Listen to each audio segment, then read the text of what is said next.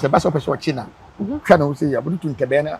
natama no meten dia wo unim se santehene omo ano mo se galamse omutu galamse ya santehene hu ye no otu omo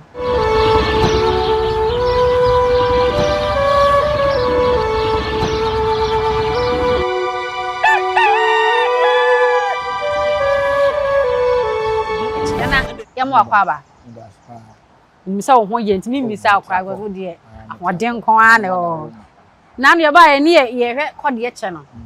nene so de mo dom bisa so apese o ese so ana apese so another che enso wo ho kotoko se kotoko hene no na de ntin mo de di bibi sa be ye che de ne de wo ewo on se aboa kotoko ya aboa bi a e den se kana ma akora beti na che kama ntimi nche kotoko David easy tutu abona otimi ye na taba ne si nti obi otimi kuma pese bia age se diti odi boniti nyisa wunya na na ya ba ya ni hu obetumi atu na taba na ne mete no e dia wo wo ma otwa ne ho sei grrr na tutu wo tema wo tutu no so na efu etu ya na efu froba tu ya na fufra besia na we aboa ne hu ba nwura mo moa no ko mutwa mo suru we strong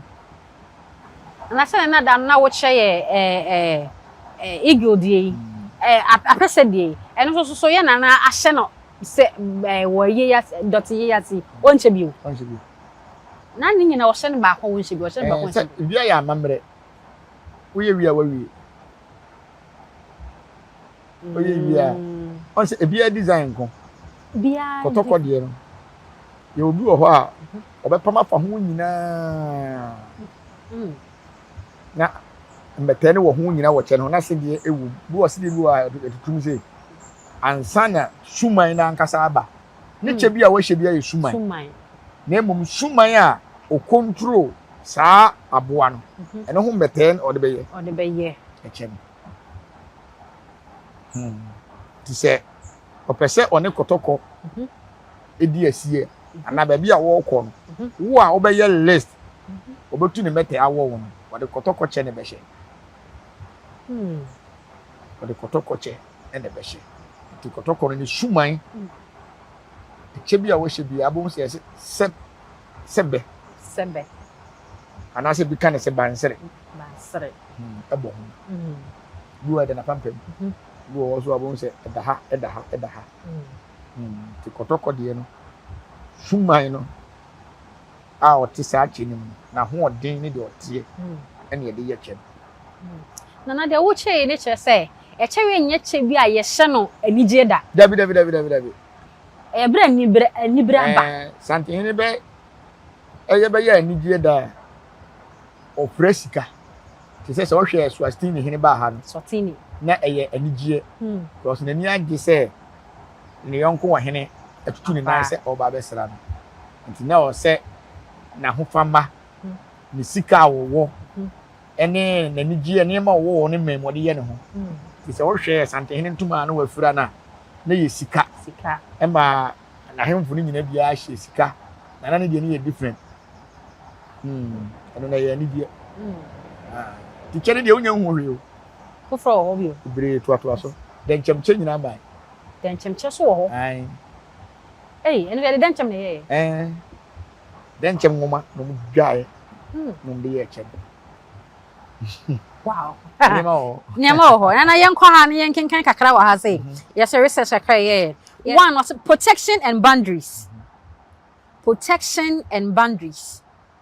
sa boy ye kan ho asem it symbolizes self-defense and the sacred right to protect one's energy and space. 2. Resilience and wisdom.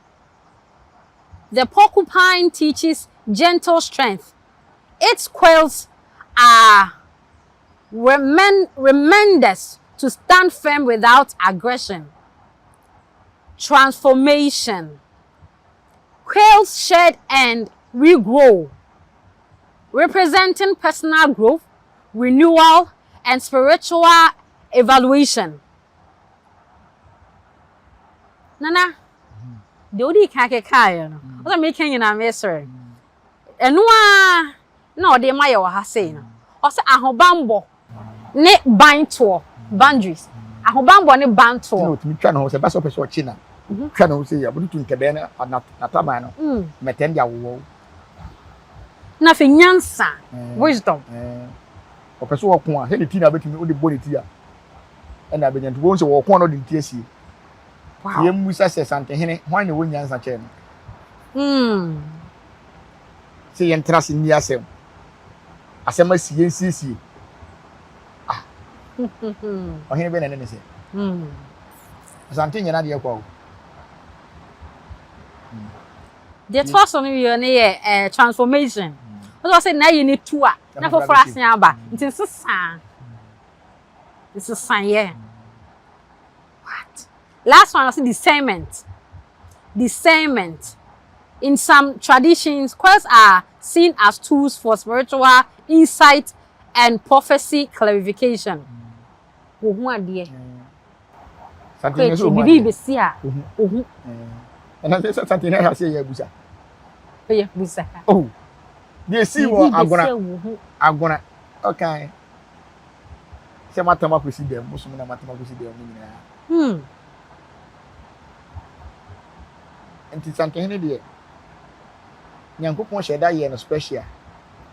e de ma asante e de bia de meka ne se o man Ghana ekuta ade o ye nhwe papa ni ye pa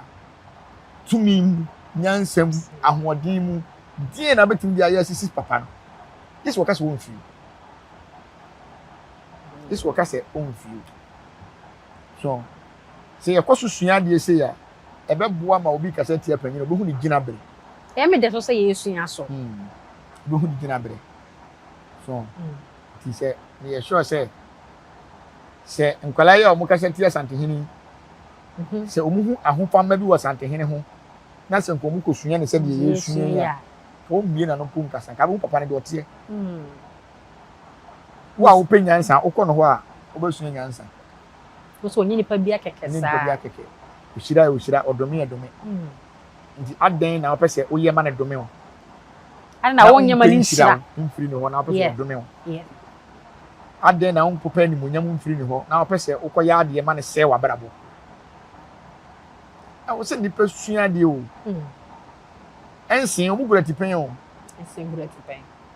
me kura me nam ho a me ye konfuwe wo kase tia me kwambone so a me mfa nchew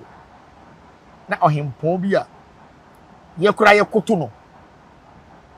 na ko kasetia Ibias obi a wona ferefo enso so ye ya ade a ye to ana se me kuta abosom pa me nim obi betima sisi me Ghana ha ana se wiase se fa nyansam ana se sikam ana se ahonyam ana se den na obetim dia sisi me because me kura wansi kura mani so mani mre wade sara santehene so bibi e kura ni bia na ni so o me pehwe wo ne mo ade ye ne dia de o hwe sefa asase ne nana ma be ko age ato ho o si e wo ba bia mu wa oni asante mu wanti yemfa ma on ti ase titini de ko na gen sase ena obi wo so ono ankasa na otu firi ba bia na otie na kopre asase na wanya enti wontimi nkasa e ho ye wo dia ho abaye mu community nti wonfa ma na sase okon no nyaaye nti wodi ho hini nti no wa wo na na mapiri bi no ono wonfa ma ensi enti wo se ya to ye bo ase na yenya ya tendidie no na yensua de ni hu ba bi betutu ye nam wo de asi ba bi a wo di agoro ko na ho otro ba bi ani pe wo di agoro ko na ho otro so because so mo baburu say obi antimi mfa odefo na de je so abo na chichire ya wo ya untimi emfa ne sa akọ nti hwan ne betima bo sante na chichire na fa kendo mu obi antimi mebo no bi antimi nti ka sante ne timi de ne sese ne bo se be ma bi ani ho titini so na be ma bi ani ho se de mo kan ti na mema wo ho no mo hwere ma ne je nsase we nyina ye wo mo keka wo ho bu nya dom ti se kuma pema ba to komete no otu ye ne bia be shi transformation so tu ya na fraba tu ku obi a kama wuku omo no foforo ba kuma so antino ye kise nkana ne ebu mu ne nti o se o mte ase se e obia ne so ni ne ban obia kuta ne nature nti se wo dom no o pese osua santehene a enye wotan o pese onya nka bo mu a enye wotan se wo hwai kire santehene ne na wo hwai nkire ne bi mu a enye ntokwa enye kasa twitwie ono kura se nipa ne boro no so we na wi aso kura se obi ado wadie to obi ado wadie so nti so pese osua sante a kasa to bo ase besua ade ne mo mesre ahemfo no mo ben santehene no betanya complain we pa obitimi ka se odo asante opese ode ne dom be dwon asante ne mom omo ba committee kura bi asante ne di asem ma omo sika sem ne nema bi tie ba sa de omo pese omo yero mo ntimi nye no mate akoto tie be sere se etisa benifo nhwe niema koso dom ye hia from titini na hia dom tie ade na na de ye pam dom no mo mra nya mo mra why sika di obi ni sika nsen santehene dan nsen santehene ka asem bi na santo kwara ma ko ache obi tumi ka sa akonwa we de santehene gisika o asase we de santehene gisika asem we ye kan de santehene gisika santehene se wa ofi se wa ma ni sika ana wo di sika obi di aba se wo na wo santehene se ma ni sika no fabra na ye mfere ni ko asem ni ye me da fana dance mra so enti sa se me so no me kan wo Nyansapo se wo mo gigi sika mo se santehene din anche na santehene se wa wo se maji sika na brabonte so njo bia ye dia sante die ye hia obi a ne mu ade a ye mpa ni suatra ena me ya agiman ena me so makonwa so wa konwa so eso wo kuro mu ho ba nso wo the whole world ye rank a ye rank won ka ho ye rank ni ka ho no ona ye ohene ho that's it na na say the chei de ye sua bibi bebre afri mu de abobo ho ne sene omo fa so kora enwen no ne bra wo hye aha ene ye hu we nyina na chei ya ho asem mi bisa sa mienu ya di ho nkomo o kan den chemchai bi so ka ho eno so se den eno so se na bra na bra ben onyanhye da wo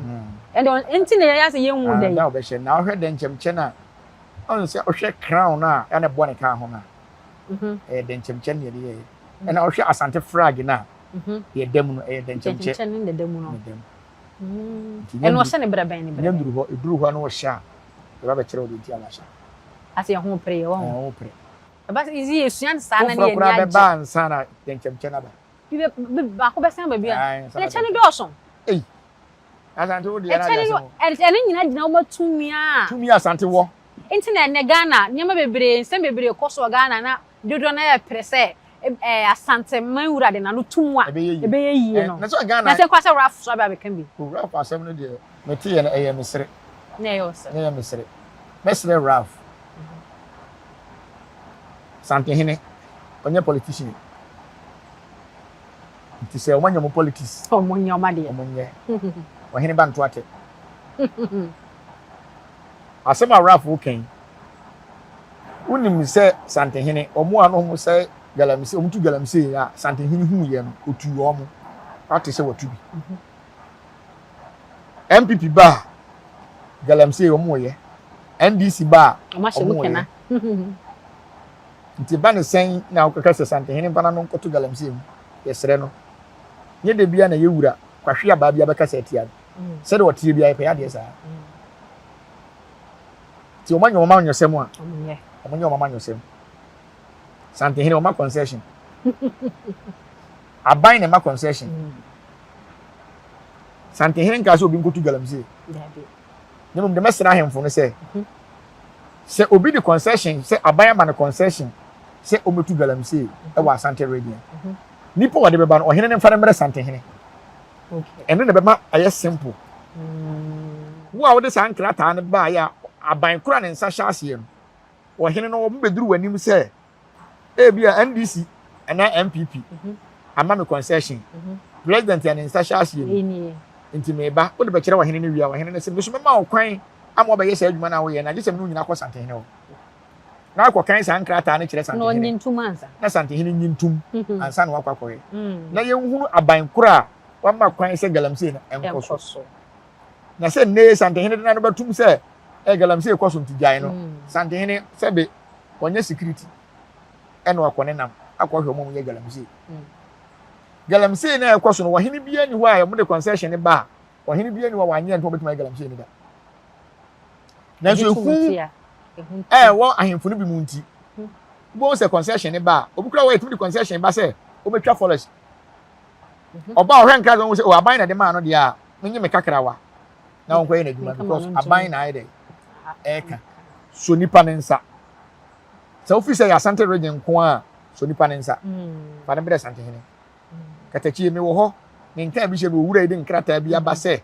aban se omra metwa nnua wo forest ni omra me galamsey e wa asase so metu kokoo mu na wi aban koro na so to kokoo ne kokoo na so metu mu die ntira na nipa no Santehene so afra aban koro na nipa ni gina se kwan be na afa so omra me sei sa de wi otimi kire na se mu yi a Santehene ma ne kwan ma na kwan ye wanti man kire mu a fa ne ma ko enu mum ne beboa na nyese Santehene fa na no ntum se o mo stop galamsey na hwa ne beti obi akwanti obi kura concession se tie ni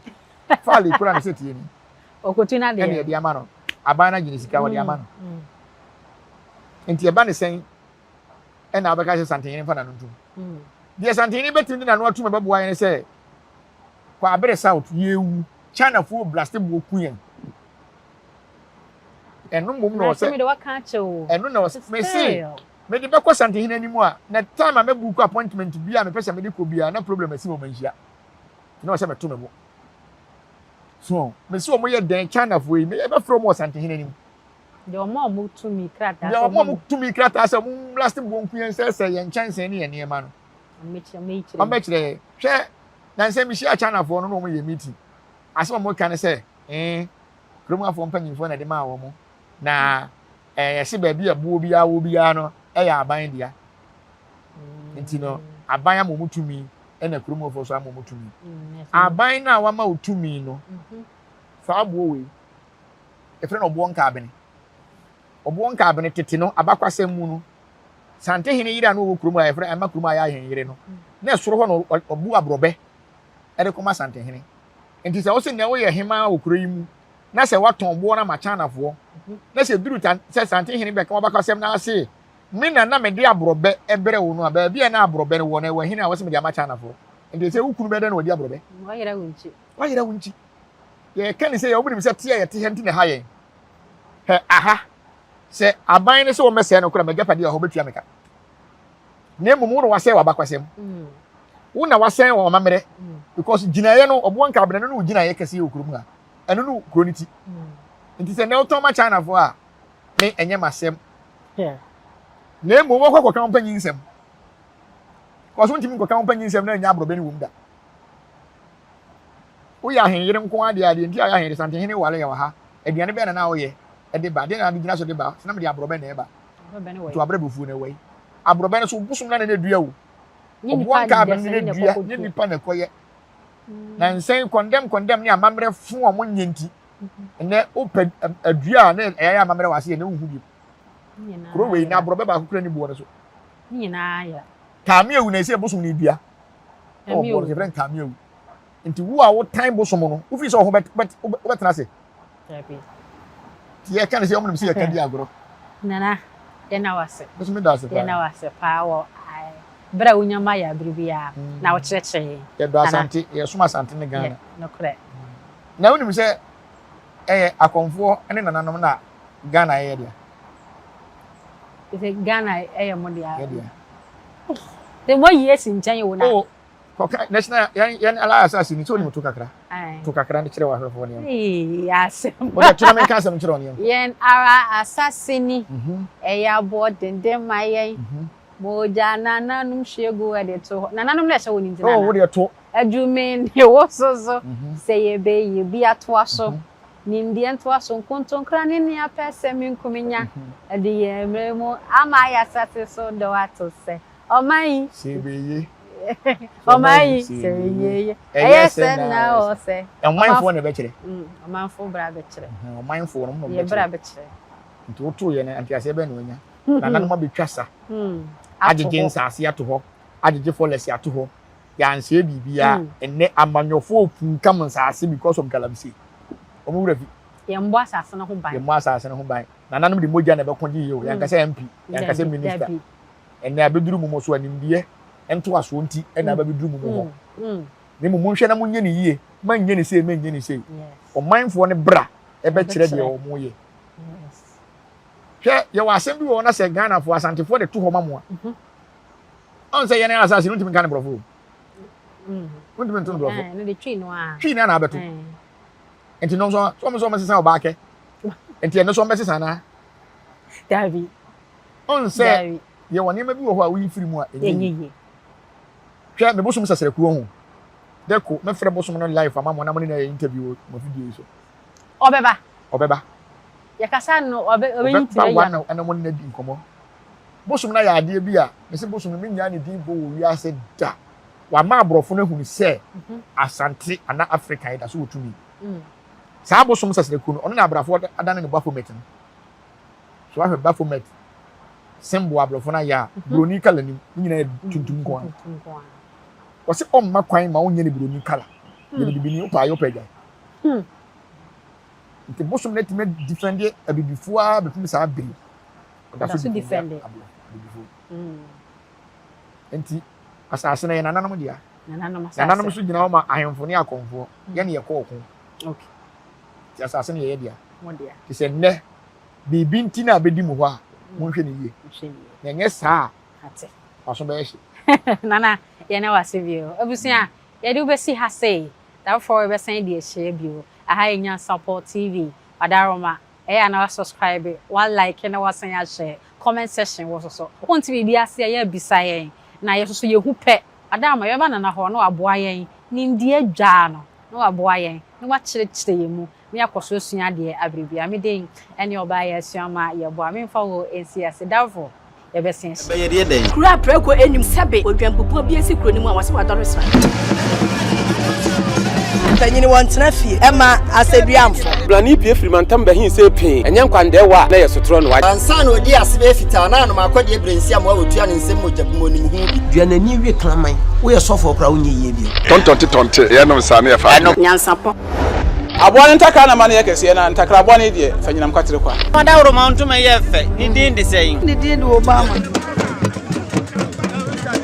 akola wa no so pese otimu osuma ense bratam fam ne honhon hia na America sa sabe ka ya twa ni mu nyame nai ebu afa so enye de ya twa ni mu twa nyame